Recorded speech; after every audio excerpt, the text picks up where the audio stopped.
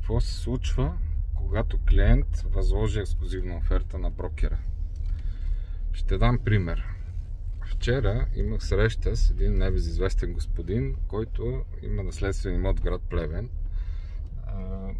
Успяхме да проведем срещата, имаше така богата аудитория от собственици, съпрузи, гости в апартамента.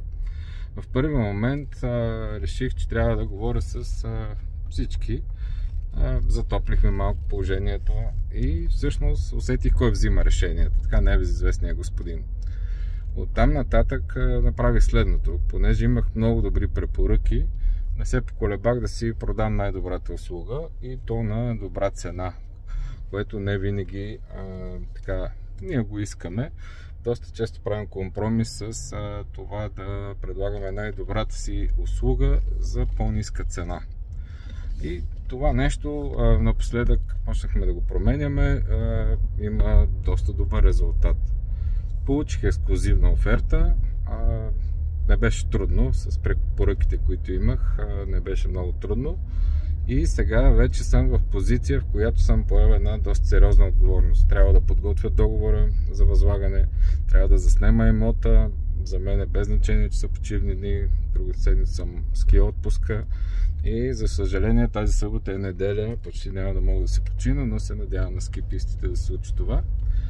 И това се случва с брокера в момента, в който му дадете ексклузив. Той почва да мисли много повече от вас за тази продажба, а вие гледате да мислите много повече, да се фокусирате върху вашата работа, върху вашето ежедневие и знаете, че сте мотивирали един човек да направи всичко възможно, за да получи най-добра за вашия имот, за да може след това той да получи препоръка, за да може тази препоръка да му носи бизнес в годините. Нашия бизнес е основан основно на препоръки и това е нещо, което най-много работи.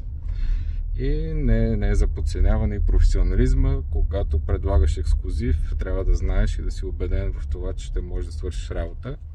Не винаги е на 100%, но работим като за 100%. И ще има и други клипчета, в които ще споделям за това. Оказва се, че много хора не са запознати изобщо с нашия бизнес и им е трудно да възприемат какво точно получават. Много наши колеги дори не разясняват каква услуга предлагат. Е наложено едно мнение, че брокерите всъщност имат пари за нещо, което не е много ясно. Така че аз ще се опитам да дам яснота. Много добър продавач съм на ексклузиви, така че мисля, че съм правилен човек за тази информация. Лек и приятен съботен ден на тези, които почиват. Тези, които работят, съчувствам ви и аз съм така.